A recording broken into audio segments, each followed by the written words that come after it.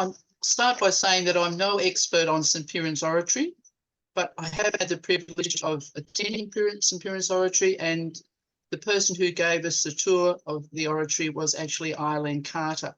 And at the Oratory, this is the sign that's there that you can see. I'll just show you some photos that are taken from Google Earth, pinpointing where the Oratory is. So this one, both Ken and I found on Google, and so I've included it. You can see on the top left-hand photo the approximate position of the Oratory, and you can see Piran Porth, the beach, Piran Beach, the caravan park, and the larger arrow shows where the Oratory is. Now I'm going to just show you a few other photos of the Google Earth photos. So this is one. You can see the caravan park is huge. When we went, we parked in the car park of the caravan park, and because Eileen Carter knew them very well, and they gave us permission to park there. But normally you have to park in a separate car park and walk. So that's the Oratory at the top right-hand corner. This is zoomed in a bit further, and in the top right-hand corner, I've shown Piran's old church, and I haven't mentioned that in this presentation, but it's not that far to walk it. It's about 400 metres or 500 metres between the two.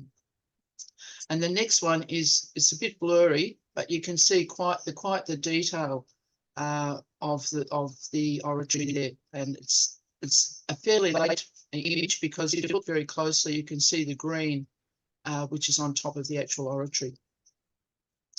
The person on the left is Eileen Carter. The one in the middle you recognise as Arthur, and the one on the right, Maureen Fuller, who many of you will know or who will have met. Now, Eileen was one of the principal people involved in setting up the St. Piran's Trust and actually getting the Oratory to the stage that it's at now. St. Piran's, and she also wrote this book called Shadow of St. Piran, which has a lot of detail about St. Piran. It's a great little book. Eileen unfortunately died at the end of 2022, but there are some copies of her book available. And if anyone's interested, if they tell me afterwards, I'll tell you how to contact her daughter, Tamsin. And if you're interested, they're about £12, I think, the book plus postage from England. So I'm not sure what that would be. But in 2000, the St. Piran's Trust was established to assess the possibility of reclaiming St. Piran's Oratory from the sand dunes at Piran Porth. Actually, it's Penhale Sands and Gear Sands. I think it's Gear Sands is the actual dune where it's at.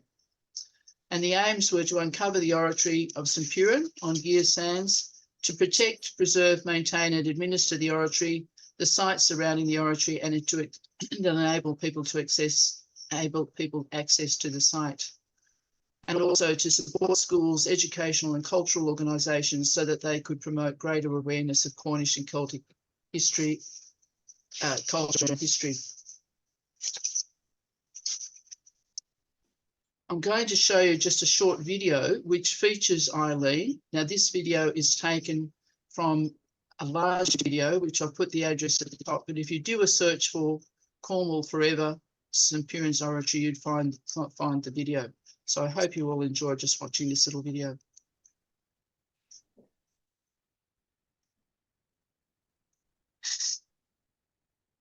Then, of course, on March the 5th, or the Sunday closest as we do it now, the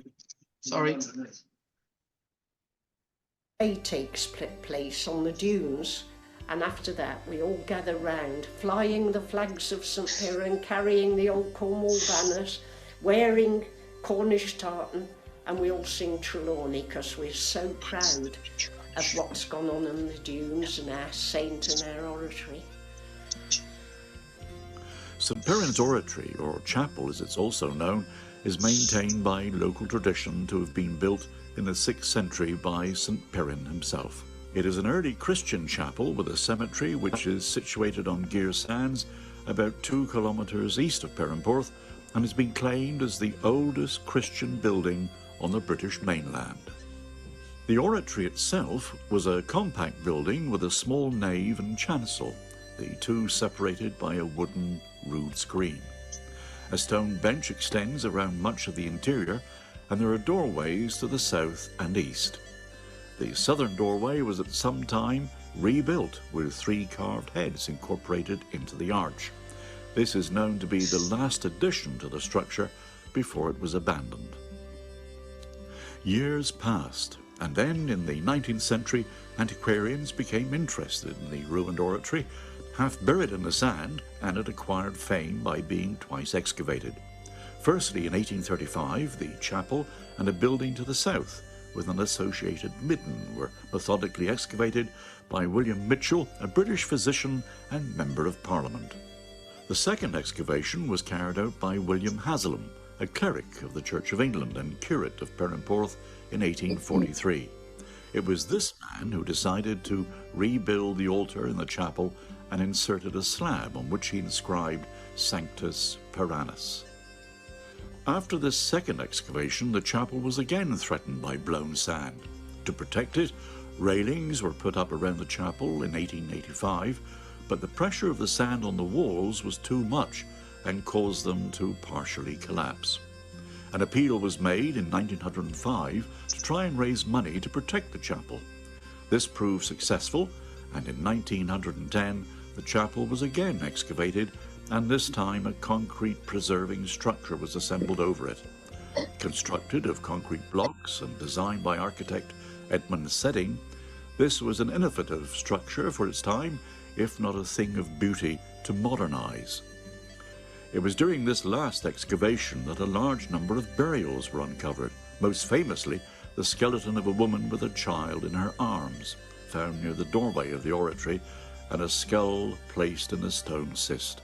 Throughout the 20th century, the site was a popular shrine for members of the local community who made certain the altar was supplied with fresh flowers. Though built for the best reasons, this new structure encasing the oratory was not a success, and due to increased vandalism and the problems with flooding and other costs, the local parish council decided to rebury the site with sand in 1980. We cannot be sure that the oratory building, now buried in sand, is in the original structure of St Piran. Some academics believe that stone was not in use in the 6th century, but the very hallowed spot Piran chose would have been where the little oratory was built. Whatever the argument of timescale, no one can say with certainty, so once again we must ponder and make up our own minds. 5th, 6th or 7th centuries, does it really matter? We know that a date of great antiquity lies here. We also know that a graveyard of immense proportions is buried under the sand.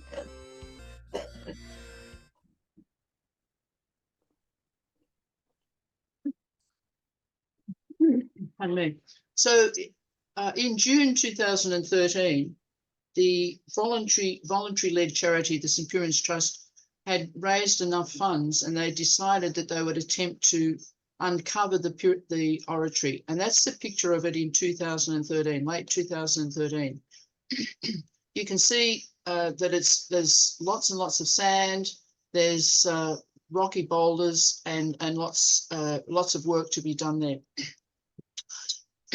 This is it in 2014 when they decided that they would start the work. Again, this is taken from the other side. Many of the photos taken in this are Eileen Carter's photos. And when we met her in 2015, she gave me permission to use the photos in any of the newsletters or anything that we wish to have. So work actually started on the 14th of February, St Valentine's Day in 2014. And it was during this work that they uncovered some further skeletons. There were some skeletons mentioned in that short video that was presented. And I'm just going to read you a little bit about the skeletons that were found. In order to create a safe working environment for the team excavating the oratory, it was necessary to record and excavate 12 skeletons. Bones were carefully recorded in situ in accordance with guidelines set out by the Chartered Institute for Archaeologists and under licence from the Ministry of Justice. With one exception, the burials were all aligned east-west in the Christian tradition, with their limbs extended and their heads at the western end of the grave. Unusually, one had been buried in a flex position on an almost north-south alignment, the reasons for which are uncertain. Some of the graves had been marked with upright stones at the head and feet, and the bodies are likely to have been wrapped in shrouds before being placed in grave pits dug into the sand. Of the 12 individuals, only 2 were adults. Both were female. One was aged at least 45 and the other probably 20 to 25. The children were aged 1 to 5 years, with one early post-neonatal age between 1 and 6 months. The bones of 2 skeletons exhibited familial traits and appeared to have been buried together, suggesting a close relationship. Samples from 2 burials were then selected for radiocarbon dating and sent to the Scottish University's Environmental Research Centre. The first sample, taken from the skeleton of a child buried on its side in a flexed position, produced a date suggesting burial in the 8th or 9th century. The second, also a child, appears to have been buried around the same time, but more probably in the 9th century. So some of the hassles that they had to face in uncovering the oratory. So the next few photos are whilst they were doing the work. So you can see there's water there. There's always seems to be water associated with the oratory. People argue as to whose responsibility it is to remove the water, and there's lots of toing and froing going about that, but it always seems to be water. So this is another photo of them. You can see more water, the water more clearly in the background there.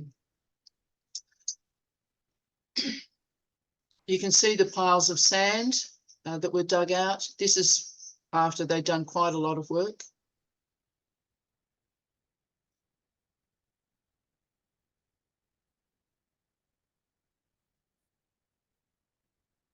We'll notice on that someone's left some flowers on the oratory altar, which was mentioned in the little video that was before, that many people used to leave flowers there. At this time, this photo, and this is probably one of our photos, I think, is the oratory was clear of water. No, that's our photo, clear of water. This is 2015. There's a photo of the altar. In the middle there, down the bottom, as was mentioned in that video, there was seating on the lower sections of the floor, and there's some seating that was left over from that hasn't been destroyed. This is a new sign, Sanctus Piranus in Zabulo, not the old sign that was mentioned in the video.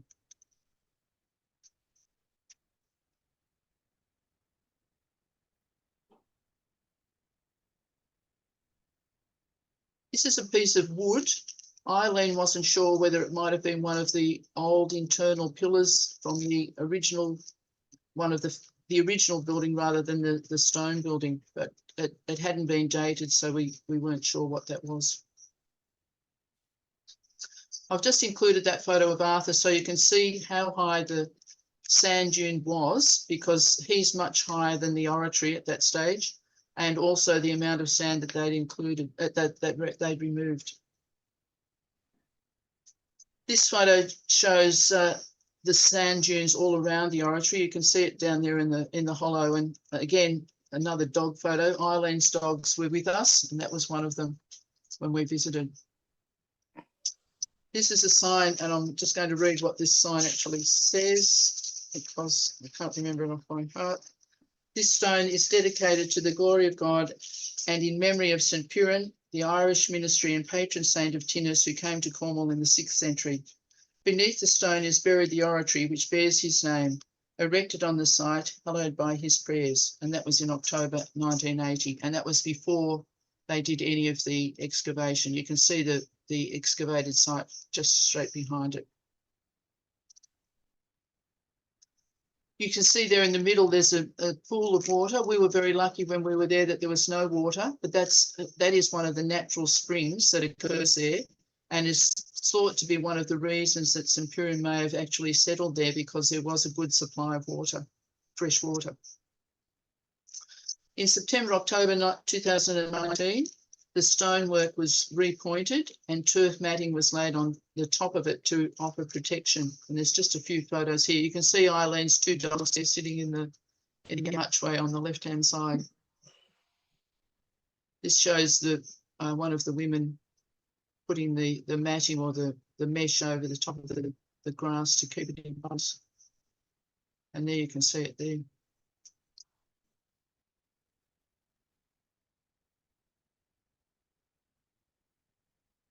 This photo was taken in March 2024, and you can see the sorry state that the oratory is in, with the water almost to the top of it and water surrounding it all the way up, all around it on all sides.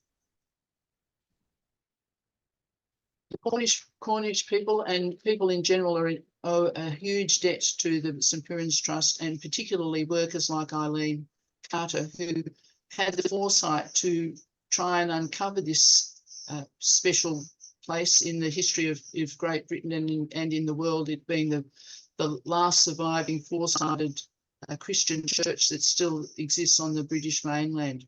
And we do owe these people who had the foresight a great debt, so that people like us can go and visit it, and also that each year that thousands of people visit it, tourists visit it, either through the St Piran's Day activities or at other activities. Now, this is a picture of St Piran's window in St Petrock's Church. I'm not sure if that was one of the ones that Ken used. And this is just a closer view of the things that we took when we were in St Petrock's Church in 2015. And then this church, I think this photo is a photo of a slide that's in Brian's church window. And Ken, can you talk about that while I leave that there or not? Yeah, okay. In Brian's absence, I can say that this stained glass window at St Peter's Church in Murrumbina was put there in loving memory of Brian's parents and the Rollison family. And the stained glass contains, as you can read there, there's a Cornish engine house, the St Piran's flag, a Celtic cross. St Piran himself is standing on the millstone, and he carries a shepherd's crook as well, and that's been there for some years now. And an interesting window, and obviously one that's been put there with great care. I don't know too much else about it, and if Brian was here, he would explain what's going on and what the process was to put the St Piran's stained glass window in. But maybe one day we could think about going there and either for a service or going there to visit that, because it looks rather beautiful, and I think it's something that I would certainly like to see.